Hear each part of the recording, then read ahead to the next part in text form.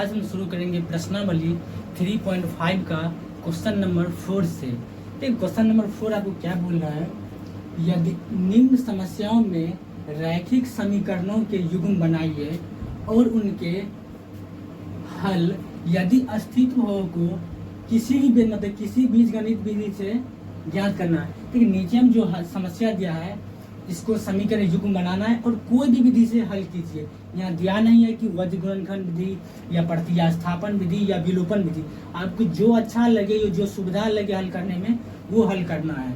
देखिए question number first देखते हैं। एक छात्रावास के मासिक व्यय का एक भाग नियत है तथा शेष इस पर निर्भर करता है कि छात्रावास के छात्र के कितने दिन भोजन लिया है। जब एक विद्यार्थी ए को जो 20 दिन भोजन करता है, यानी कोई छात्रावास है उसमें कुछ रुपया नियत है, कितना है वो नहीं पता है लेकिन नियत है, और बोल रहा है उसमें कोई एक विद्यार्थी है ए जो 20 दिन भोजन करता है तो 1000 रुपया छात्रावास को पे करते हैं, व्यय के लिए अदा करने पड़ते हैं। जबकि एक विद्यार्थी बी जो 26 दिन भोजन करता है तो छात्रावास के व्यय के लिए उसे रुपया अदा करने पड़ते हैं। तो नियत व्यय और प्रतिदिन के भोजन का मूल्य ज्ञात करना है। ठीक है, सिंपल में क्वेश्चन समझिए।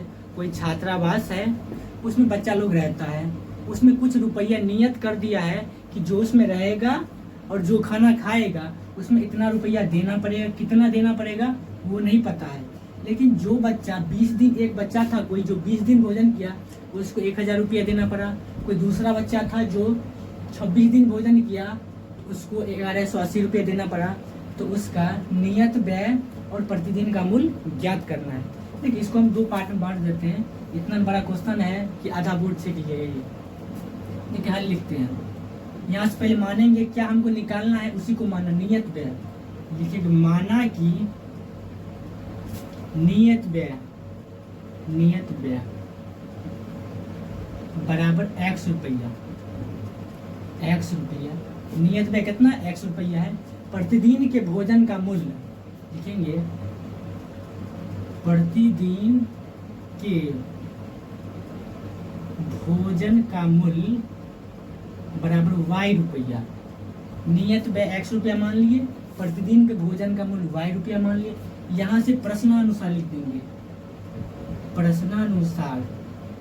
प्रश्नानुसार क्या होगा, देखिए जबकि एक विद्यार्थी ए जो 20 दिन भोजन करता है, एक दिन का दाम y रुपया है, 20 दिन का दाम क्या होगा 20y हो गया करता है तो उसको 1000 रुपया देना पड़ता। देखिए याद रखिए नियत व्यय यहाँ है, नियत व्यय x रुपया है। अगर 20 दिन किया उसको x रुपया तो पे करना पड़ेगा। पहले ही x रुपया पे किया है क्योंकि जो नियत रहेगा वो भी जोड़ा में फाइनल में वो भी ऐड होगा। जो नियत है x रुपया है, x रुपया प्लस एक दिन का y रुपया है तो 20 दिन का 20y, तो कितना लेता है 1000 रुपया पे करता है 20 दिन का, बराबर 1000 रुपया। 1000 ये हो गया समीकरण फर्स्ट। फिर बोल रहा है जबकि एक विद्यार्थी बी जो है वो 26 दिन भोजन करता है, एक दिन का y रुपया है तो 26 दिन का क्या हो गया, 26 दिन का हो गया 26y प्लस नियत कितना x रुपया, x प्लस 26y बराबर कितना रुपया पे करता है 1180 रुपया पे करता है। यहाँ से लिख देंगे 1180। ठीक है, ध्यान देखिए इसको समीकरण सेकेंड मान लेते हैं।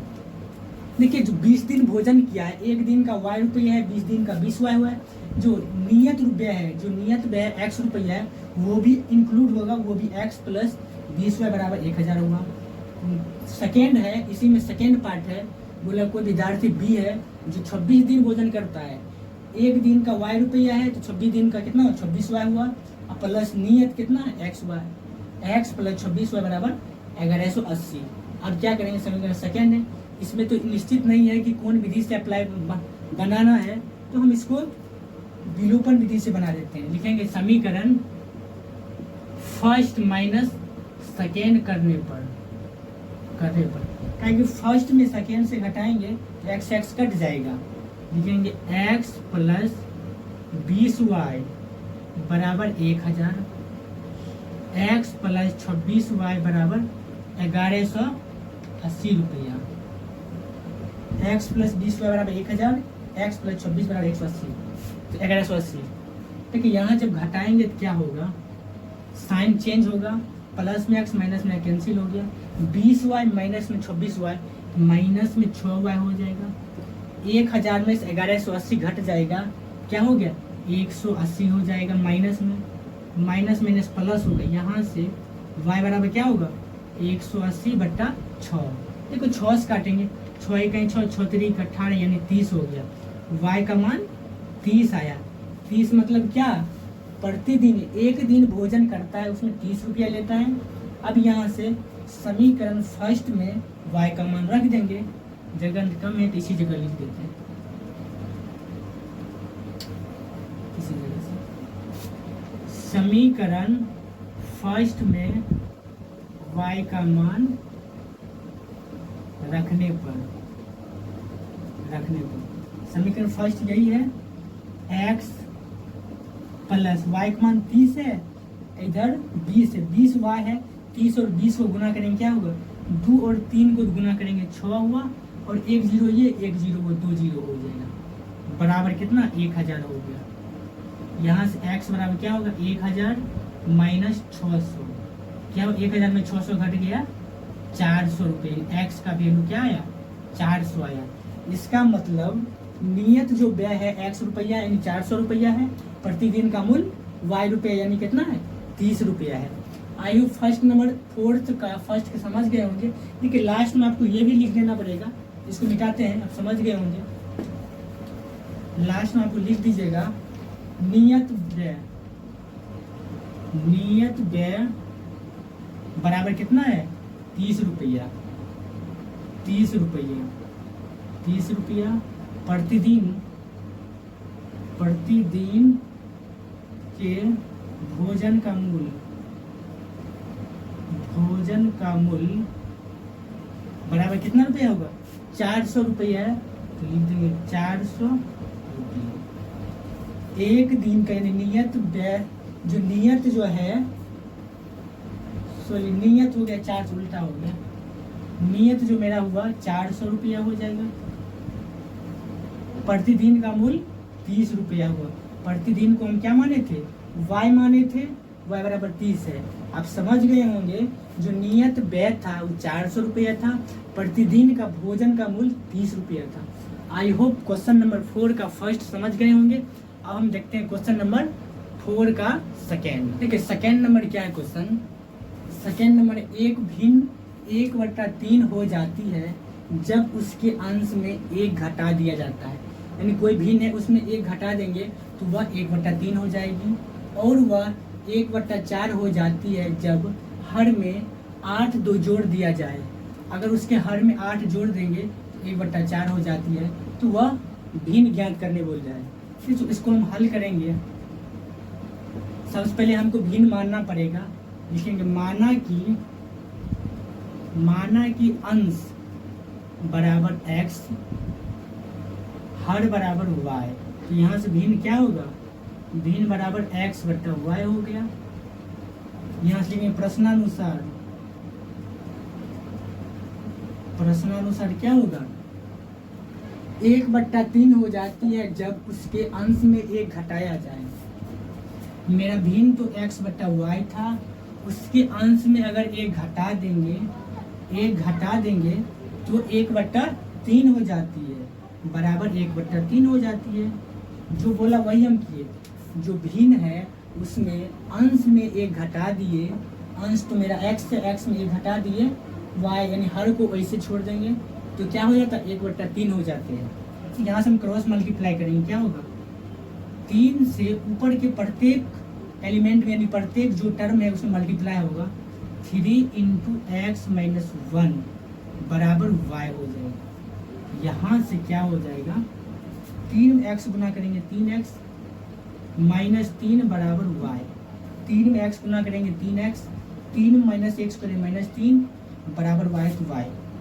यहाँ से एक स्टेप और लिखेंगे 3x y प्लस में बराबर इस साइड लाएंगे, माइनस वाई बराबर 3 प्लस में, सॉरी माइनस में, उस साइड ले जाएंगे प्लस में हो जाएगा। ये समीकरण फर्स्ट हो गया। फिर बोल रहा है तथा जब उसके अंश में, सॉरी यहाँ से घटाया जाए तो हो जाता है, और वह 1/4 हो जाती है जब हर में 8 जोड़ देंगे। पहले मेरा भिन्न क्या है, x/y, जो हर है, हर में 8 जोड़ देंगे, हर मेरा y है, y में बोला 8 जोड़ने के लिए, तो जोड़ 8 कर देंगे, तो बराबर मेरा जो भिन्न है 1/4 हो जाता है, बराबर 1/4।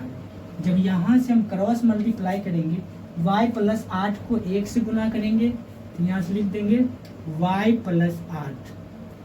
4 को हम x से गुना करेंगे तो बराबर 4x।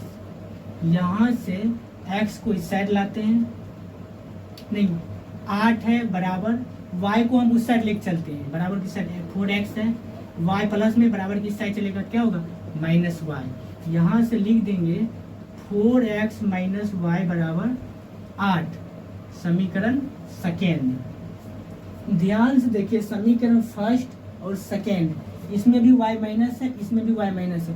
जब समीकरण फर्स्ट में से सेकेंड को घटा देंगे, एक y प्लस में आ जाएगा, चिन्ह बदलेगा तो y कट जाएगा। यहाँ से लिख देंगे समीकरण फर्स्ट माइनस सेकेंड करने पर, समीकरण फर्स्ट क्या है 3x - y बराबर 3, सेकेंड क्या है 4x - y बराबर 8। जब चिन्ह बदलेगा तो minus plus minus, -y plus y cancel हो गया। देखिए 3x - 4x क्या हो जाएगा, -x हो जाएगा। 3 - 8 कितना हो जाएगा, -5 हो जाएगा, प्लस हो गया, इसीलिए x बराबर 5 आया। यहाँ से x का मान 5 आया तो y का मान क्या आएगा। देखिए समीकरण सेकेंड में अगर x का मान रख देंगे तो y का मान आ जाएगा। यहाँ पर हम रख देते हैं, यहाँ पर लिखेंगे समीकरण सेकेंड में x का मान रखने पर, समीकरण सेकेंड क्या है 4x - y, 4x - y बराबर 8 है। देखो 4x का मान कितना है 5 है, तो 4 × 5, y माइनस में उधर ले चलेंगे, प्लस में हो जाएगा, 8 प्लस में इधर लाएंगे, -8 बराबर y माइनस में इधर आएगा प्लस। यहाँ से लिख देंगे 4 × 5 = 20 -8 बराबर y, इसीलिए y बराबर क्या होगा 20 में से 8 घट गया, कितना होगा 12 × 8 = 20, 12 हो गया, यानी y का मान 12 आया और x का मान 5 आया। ठीक है, समीकरण जो सेकेंड है उसको देखिए, सेकेंड ये है 4x - y बराबर 8, x का मान 5 है, 4 × 5, 5 × 20, प्लस में 8 है, इधर आया माइनस में 8, y माइनस में बराबर कुछ साइड गया प्लस में हो जाएगा। यहाँ क्या 20 में से 8 गया 12, y बराबर 12 निकला और x बराबर 5 निकला। यहाँ से भिन्न बराबर लिख देंगे, इसी जगह लिखते हैं भिन्न बराबर x/y, x का वैल्यू क्या है 5 है, 5, y का वैल्यू 12, 5/12, यही फाइनल आंसर होगा। मेरा जो भिन्न निकला 5/12। आई होप सेकेंड नंबर आप समझ गए होंगे। अब देखते हैं थर्ड नंबर। ठीक है, क्वेश्चन नंबर 3 क्या कहता है, यश ने एक टेस्ट में 40 अंक अर्जित किए।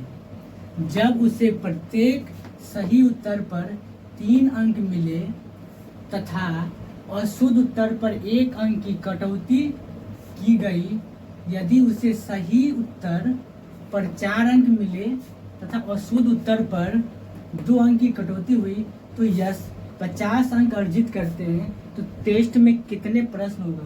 देखिए टेस्ट में जो टोटल प्रश्न होगा, जो क्वेश्चन मेरा सही हुआ और जो गलत हुआ, दोनों को जोड़ देंगे तो टोटल टेस्ट में कितना प्रश्न हुआ वही पता लग गया। जितना मेरा क्वेश्चन सही हुआ वो और जितना गलत हुआ वो दोनों को जोड़ेंगे, अपने आप पता लगेगा कितना क्वेश्चन पूछा गया था। यहाँ से लिखेंगे हल में, पहले हम टेस्ट में कितने प्रश्न पूछे गए वो है, हम लिखेंगे माना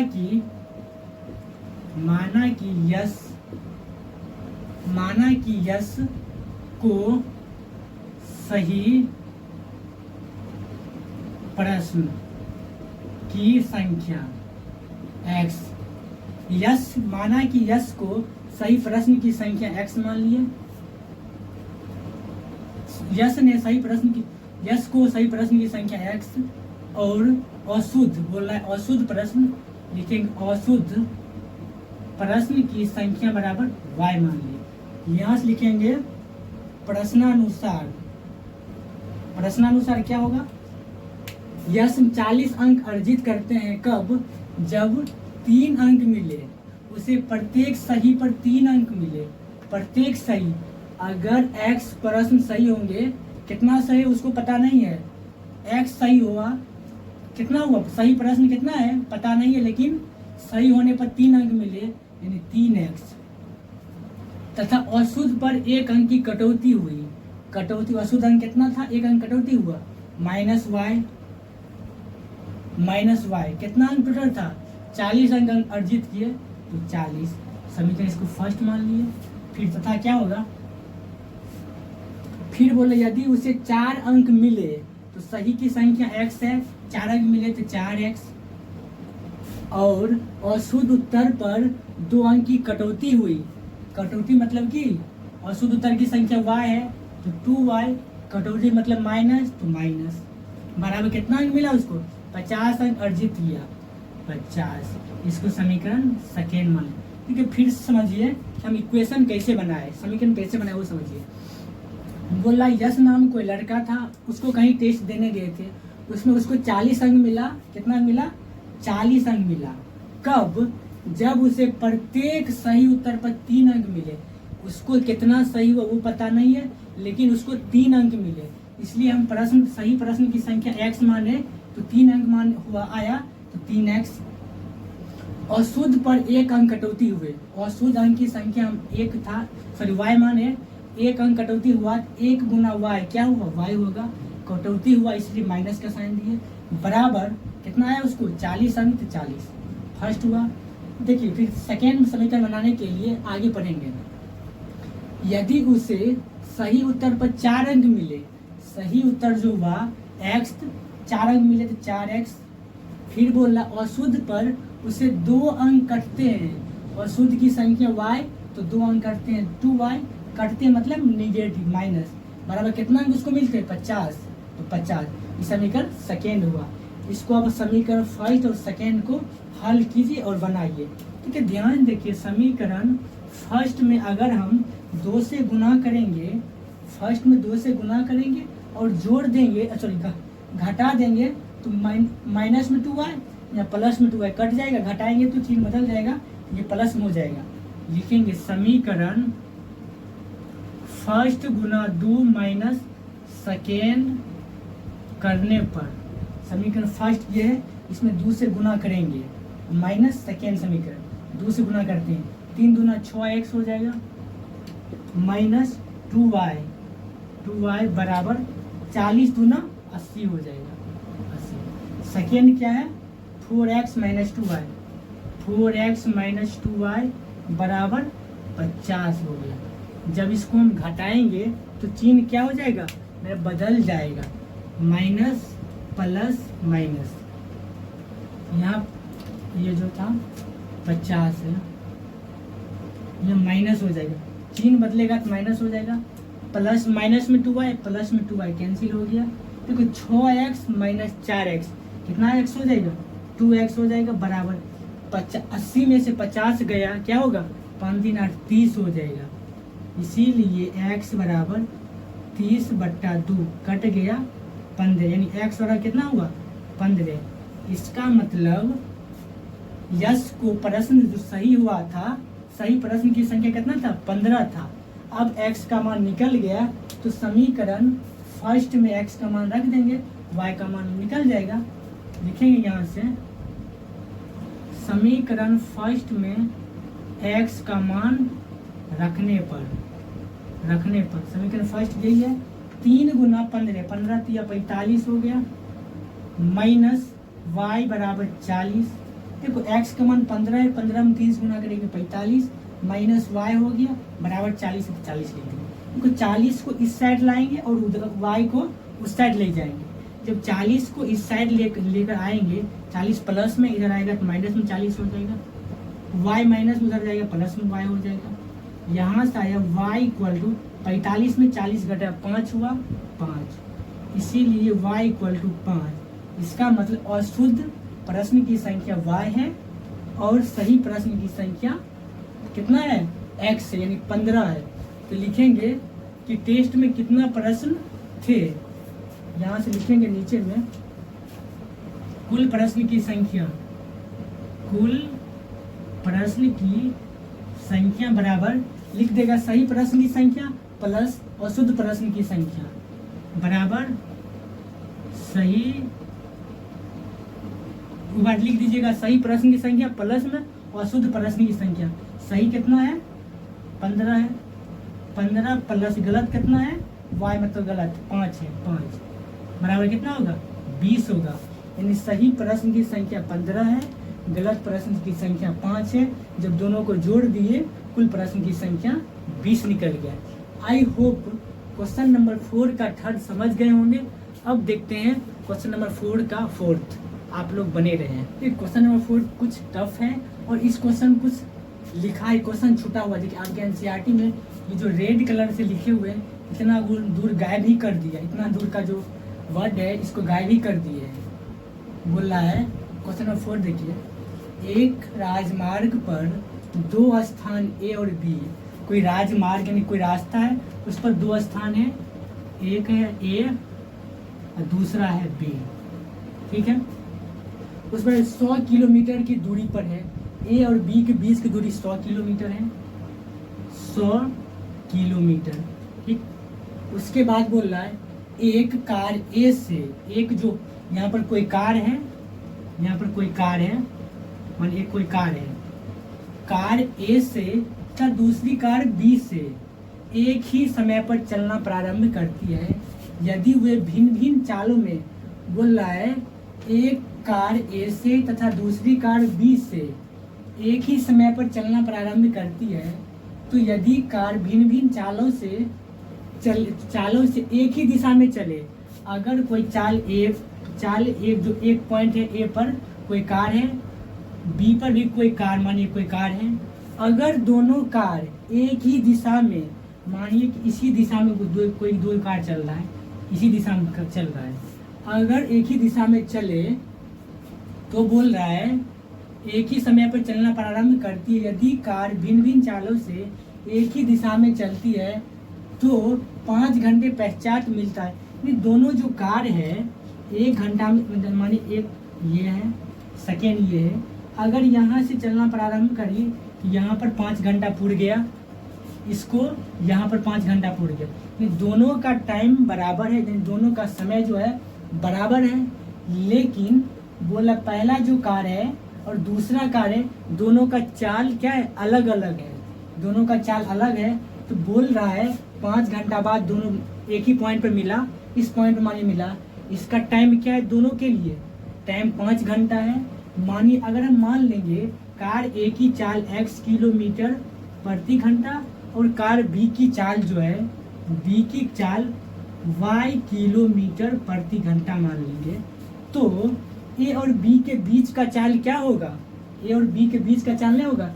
देखिए ए और बी के बीच में जाना है, x अगर यहाँ तक पहुँचा हमको निकालना कहाँ से, यहीं तक निकालना है, तो x हो जाएगा, ये क्या इसका b का चाल क्या माने y माने, तो y हमको यहाँ तक निकालना है। ये जो आगे बढ़ गया इसमें से इसको घटा देंगे, माइनस x माइनस y, ए और बी के बीच के दूरी, ए और बी के बीच के चाल हमको निकला क्या x माइनस y, और समय क्या था, समय था 5 घंटे। बोल रहा है 5 घंटे में क्या है 5 घंटे पश्चात वह दोनों मिलती है, 5 घंटे पश्चात दोनों मिलती है। यहाँ से मानेंगे, माना कि ए से चलने वाली पहली कार की क्या है, चाल बराबर x किलोमीटर प्रति घंटा मान लिए।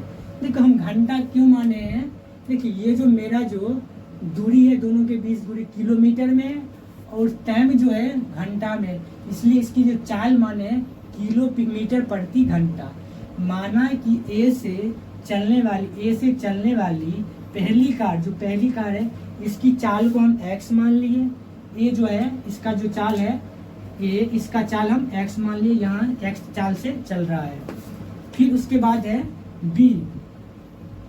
बी से चलने वाली दूसरी कार की चाल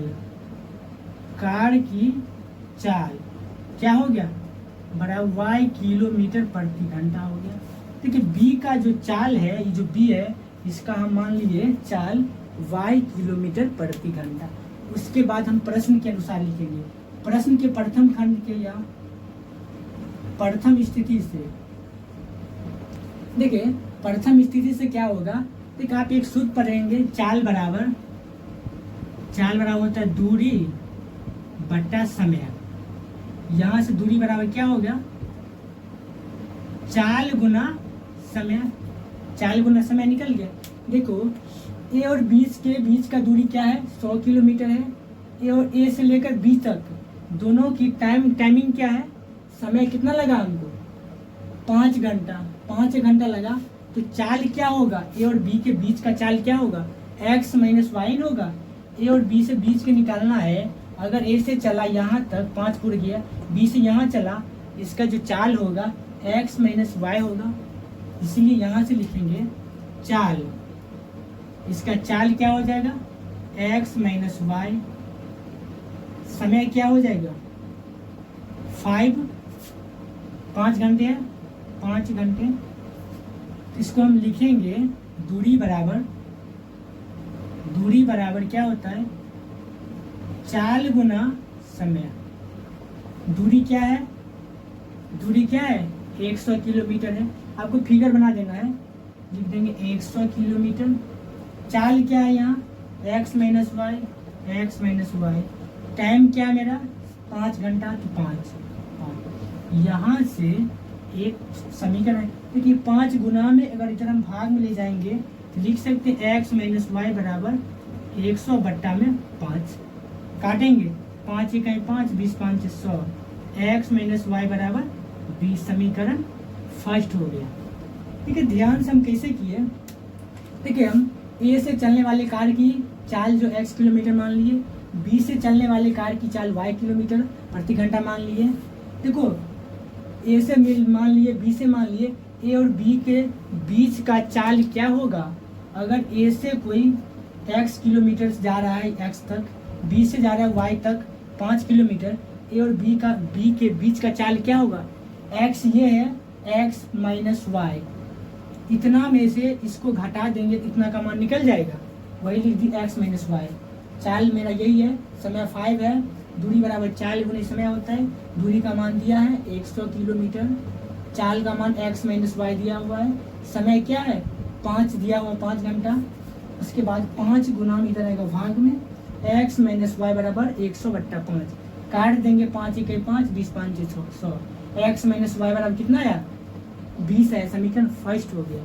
फिर बोल रहा है द्वितीय स्थिति में क्या बोल रहा है, यदि वे एक दूसरे की तरफ चलते तो 1 घंटे में ही एक दूसरे से मिल जाते हैं कि दोनों की कार की चाल क्या होगा।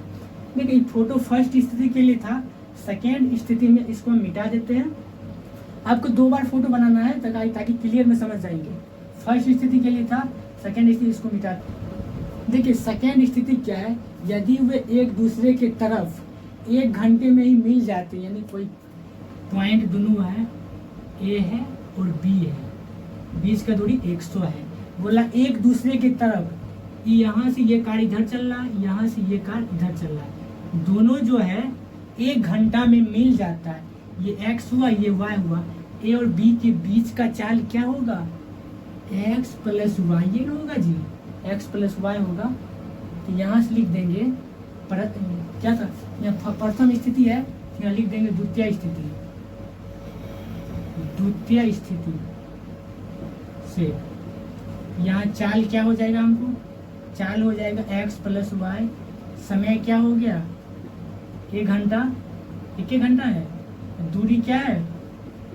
100 किलोमीटर है, 100 किलोमीटर। यहाँ से निकल गया, यहाँ से दूरी बराबर फार्मूला लगाएंगे, दूरी बराबर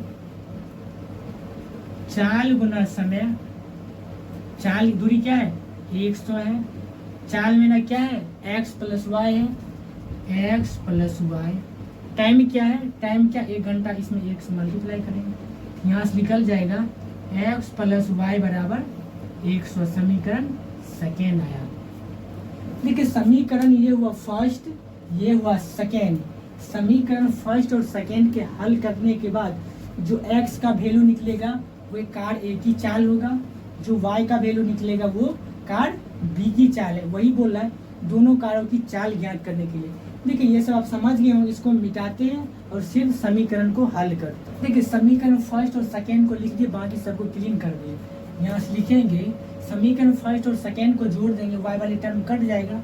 लिखेंगे समीकरण फर्स्ट जोड़ सेकेंड करने पर फर्स्ट क्या है? x माइनस वाई बराबर 20 हुआ, x प्लस वाई बराबर 100। जोड़ेंगे तो कट गया, 2x बराबर 120 निकला।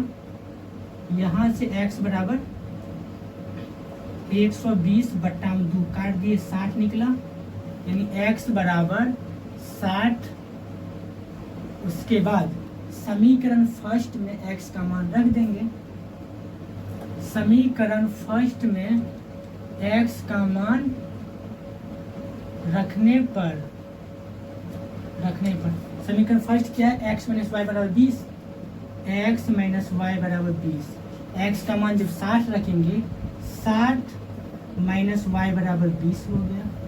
देखिए 20 को इधर ला लेंगे तो माइनस में हो जाएगा, और y माइनस में उधर ले जाएंगे प्लस में हो जाएगा। वही काम करते हैं, 60 20 प्लस में इधर आएगा माइनस में 20, y माइनस में उधर आएगा प्लस में y। 60 में से 20 घट गया, 40 होगा बराबर y, इसीलिए y बराबर 40 निकला। देखो कार a की चाल क्या है? a की चाल हो गया 60 किलोमीटर प्रति घंटा, कार b की चाल हो गया 40 किलोमीटर प्रति घंटा। यहाँ से नीचे हम लिख देंगे, यहाँ से कार a की चाल बराबर, a की चाल को हम x माने थे, बराबर 60 किलोमीटर प्रति घंटा। ये है ये कार बी की चाल बराबर क्या होगा? 40 किलोमीटर प्रति घंटा। देखिए कार ए की जो चाल है 60 किलोमीटर प्रति घंटा, कार बी की जो चाल है 40 किलोमीटर प्रति घंटा। वही बोला दोनों कारों की चाल ज्ञात करने। दोनों कारों की चाल समझ में आ गया होगा आप लोग को। आई होप 4th नंबर समझ में आ गया होगा। लास्ट है 5th नंबर, तो आप लोग बने रहे। क्वेश्चन नंबर 5 क्या कहता है?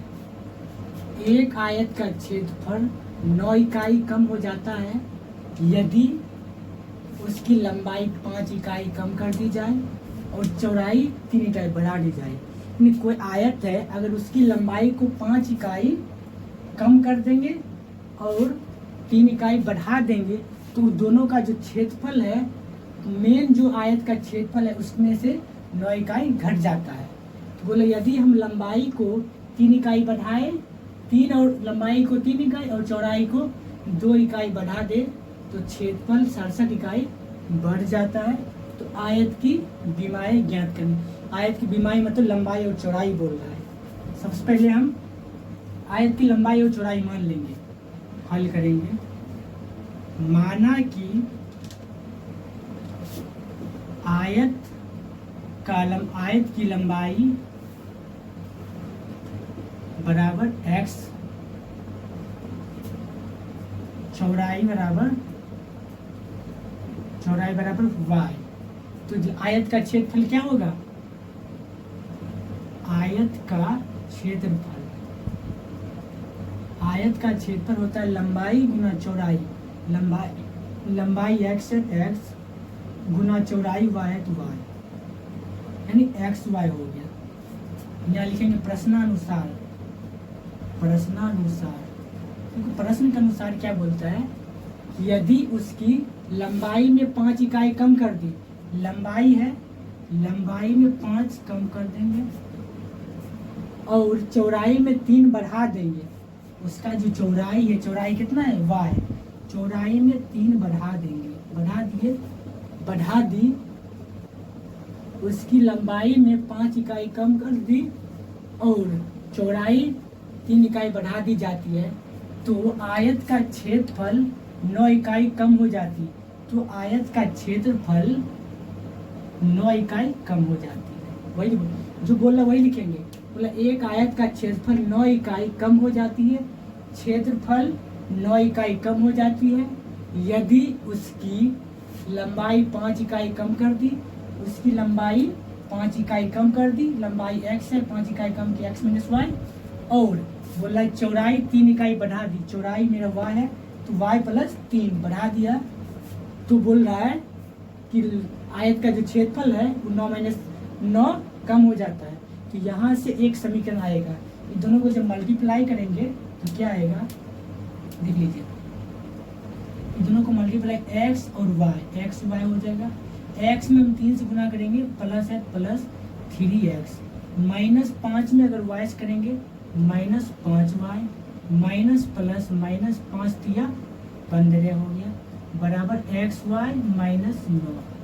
देखिए यहाँ से xy प्लस में है, भी xy प्लस में, ये xy प्लस में इधर आएगा तो माइनस में आएगा, प्लस में xy माइनस में xy कट गया, तो यहाँ हम कैंसिल इसी जगह कर देते हैं, कर दिए। यहाँ से हो गया 3x माइनस 5y, उसके बाद माइनस में 15 है, उसको हम उधर ले जाएंगे बराबर कुछ साइड, बराबर के बाद माइनस 9 है तो माइनस 9 दे दिया, ये जो 15 माइनस में है बराबर की साइड लाएंगे प्लस में 15 हो जाएगा, प्लस में 15 हो जाएगा। जब इसको हम हल करेंगे देखिए क्या होता है, 3x माइनस 5y बराबर माइनस 9 प्लस 15 क्या हो जाएगा, प्लस में 6 आएगा, इसको समीकरण फर्स्ट मान लेते हैं। फिर सेकेंड क्या है, तो इसका सेकेंड पार्ट क्या है, यदि लंबाई में 3 इकाई बढ़ा देंगे, इसका जो लंबाई है, लंबाई इसमें 3 इकाई बढ़ा दें, सॉरी, यदि हम लंबाई और चौड़ाई को 2 इकाई बढ़ा दे, बोला इसका जो लंबाई है उसमें भी 2 इकाई बढ़ाना है, 3 इकाई बढ़ाना है, और चौड़ाई है उसमें 2 इकाई बढ़ाना है, लंबाई में 3 इकाई बढ़ा देंगे और चौड़ाई जो चौड़ाई y है y में 2 इकाई। देखिए यहाँ देखिए, यदि हम लंबाई को 3 इकाई और चौड़ाई को 2 इकाई बढ़ा दे, लंबाई को 3 इकाई और चौड़ाई को 2 इकाई बढ़ा दे, तो क्षेत्रफल क्या है एक्स वाई, तो क्षेत्रफल एक्स वाई, क्षेत्रफल 67 वर्ग इकाई बढ़ जाता है, इसका जो क्षेत्रफल है 67 वर्ग इकाई बढ़ जाता, बढ़ गया यानी प्लस 67 कर दिए।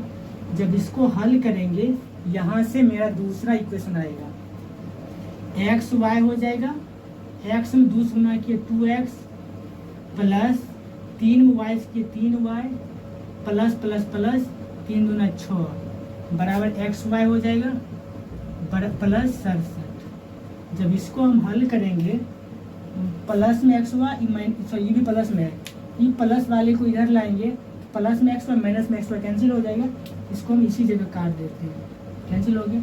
यहाँ जब इसको हल करेंगे क्या हो जाएगा, 2x प्लस 3y बराबर के बाद 67 है, 67 ये 6 प्लस में बराबर कुछ साइड ले जाएंगे, माइनस में 6 होगा, 7 में 6 घट गया 1, 61 हुआ, यहाँ लिख देंगे 2x प्लस 3y बराबर x। ये समीकरण सेकेंड हो गया।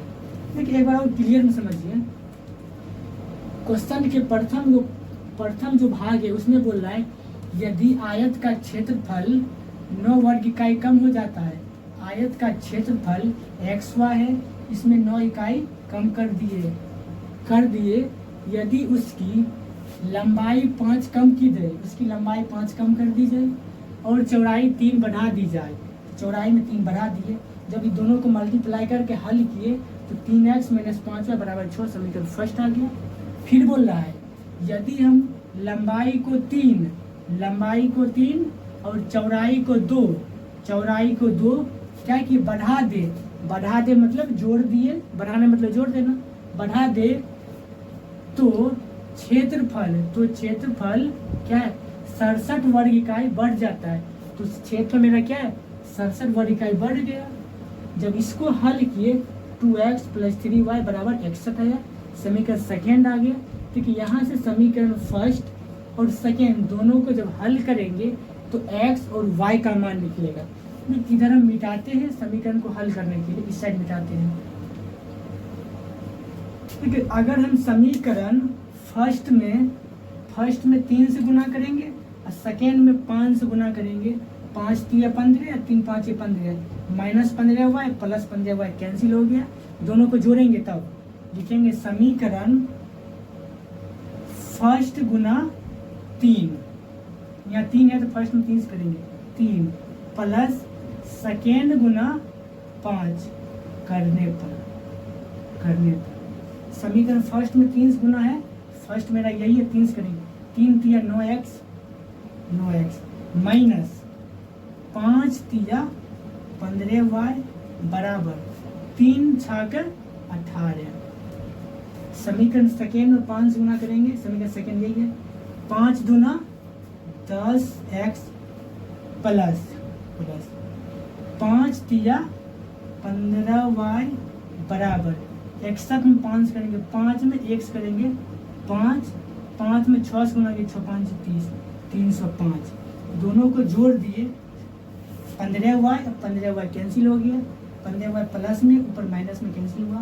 लेकिन 9x और 10x कितना हुआ 10 और 9 19x हो जाएगा बराबर 305 और 18 को जोड़ेंगे 8 5 13 3 1 1 1 2 हो गया 323। इसीलिए x बराबर 323/19। अब कटेंगे 19 इकाई 19, 32 में 19 घट गया 13 होगा, 13 पर 3 133 होगा, 19 × 7 = 133, 7 होगा। इसका मतलब x का मान 7 निकला, यहाँ से लिख देंगे। इसीलिए x बराबर 17, x का जो वैल्यू निकला 17। फिर समीकरण फर्स्ट में x का मान रख देंगे तो y का मान निकल जाएगा। इसको हम ऊपर में क्वेश्चन को मिटा देते हैं।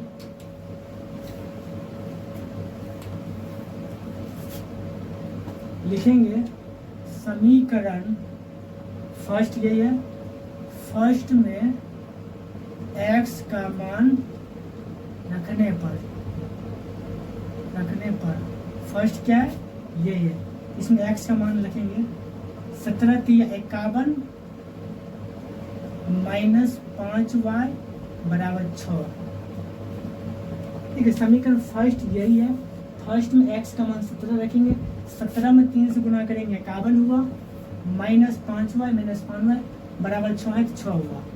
इसके बाद इसको जब हल करेंगे तो क्या होगा 51 प्लस में 6 बराबर किस साइड लाएंगे माइनस में 6 होगा, 5y प्लस में उधर ले जाएंगे, सॉरी माइनस में 5y उधर ले जाएंगे, प्लस में 5y हो जाएगा। जब इसको हल करेंगे 11 में से 6 गया 5, ये हो गया 4, 45 5y। इसीलिए y बराबर 45/5, 5 × 5 5 × 45। यहाँ से आया x बराबर कितना, सॉरी y बराबर 9 आया और x का मान 17 आया, x बराबर 17। ठीक है, मेरा जो आयत था, आयत की लंबाई को हम क्या माने थे x, यहाँ से लिख लेंगे आयत की लंबाई बराबर 17 और चौड़ाई क्या था, चौड़ाई बराबर 9, यही हुआ लंबाई, ये हुआ चौड़ाई। आई होप 3.5 का सारा क्वेश्चन समझ गए होंगे। आज के लिए इतना ही। कल के वीडियो में हम 3.6 का कॉन्सेप्ट लेकर आएंगे। तब तक के लिए बाय बाय, जय हिंद।